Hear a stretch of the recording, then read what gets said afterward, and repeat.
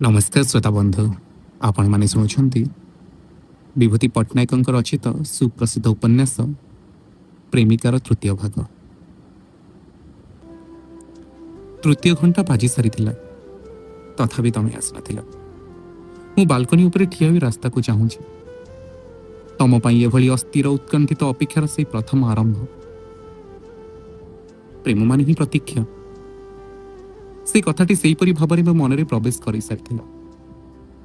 आज पर्यंत से शब्दमाला मो पाखरे निजर अर्थ बदलाई ना किंतु केते सुदीर्घ प्रतीक्षा।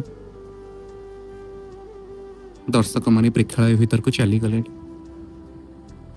दुईटा टिकेट धरी मु बाल्कनी ऊपर ए पाख से पाख होउछि कारण तथापि तुम रिक्शा सिनेमा हॉल पाखरे पहुंचु नाही। तमे तरतर होई रिक्शा रु ओह्लाई रिक्शा वाला को पैसा दे उद्विग्न भाव एणे तेणे चाहिबार दृश्य मते देखा जाऊ नाही। अवशेष तमे आसिल। तम रिक्शा मते देखागला। धड़ा बुटी पका नीला शाढ़ी से दिन तम देह को आवृत करिथिला। पवन रे पणत उड़ुथिला पताका भली। मते बाल्कनी ऊपर देखि मुहरे तमर मृदुहासर एक तरंग उठी आसी पुणी मिलई जाइथिला। अंधकार समस्ते जेतेबेले रूपेली परदा उपरे दृष्टि निबद्ध कर सारी आमे दुही समस्त अजाणतरे दुईटी शून्य सीट अधिकार करी बसिथिले। छविटा कौन थिला? जीवन साथी। तमे बसिथिला अन्य मनस्क होई। मु छवि न देखि तमको देखुथिली।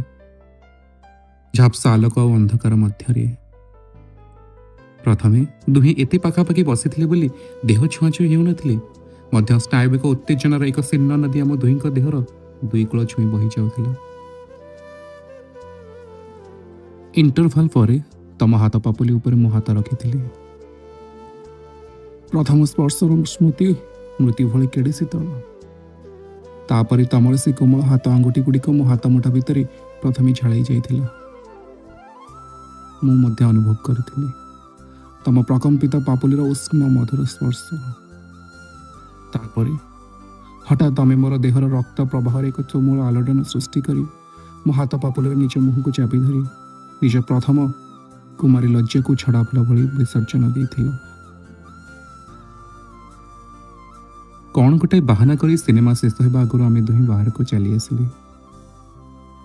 संध्या आगु तमे हॉस्टेल पहुंचवा दरकार। बाहर फर्चा आलुरे तम मुह को चाह मु अबाक हो जाइथिली। आसला बेले तम मुहरे थिला एक किशोरी लज्जा सकुंठ चाहणी। सिनेमा हॉल छाड़ी बाहरला बेले तमे दुई आखि कोणरे फुटी उठिथिला एक परितृप्त परिच्छन्न हस। से अल्प केते घंटार स्पर्शानुभूति तम किशोरी देह को रमणी कर देथिला। तमे रुमाले मुह लुचे रिक्सा पुणी से अशोक बनर रक्षपुरी को फेरला बेले आकाशर झड़र तांडव आरंभ होगा चाहूला। मन पड़े कि प्रवासी पवनर तीव्र आलोडन से दिन सात महावतीर शिखा 700 थर थरी उठिथिला। से दिन रात्रि कुआडे तमे न खाई न पी 9:30 बदले सेमिति सोई पड़ी जाइथिला। सिनेमा हॉल मो स्पर्शर जो उष्मता निज स्नायु ग्रंथि संचय कर नहीं शाढ़ी बदलाइले काले से उष्मता शीतल हो से भय तमे कुआडे संत्रस्त हो जाइथिला। सेथिपाई से दिन पुरी एक्सप्रेस ठीक समय कटक छाड़ी महानदी ब्रिज को सदायित करिथिला। ठीक से दिन राति मालगोदाम रे दलाल माने कमिशन टंका बंटा बंटी कला बेले मद निशारे परस्पर को अश्लील भाषा गाली देथिले। किंतु लेडीज हॉस्टेल से रूम रे तमे बेड ठीक समय से दिन मशारी पड़िला नहीं। मिल खिया हैला नहीं। साड़ी बदला हैला नहीं। एक अनास्वादित सुखर मधुर उत्पीड़न रे तम आखिर लुहरे तकिया भिजाइथिला। तमर अनभिज्ञा किशोरी देह गोटे तुरंत झड़र निबिड़ सानिध्य आसी से रातिर युवती होईगला।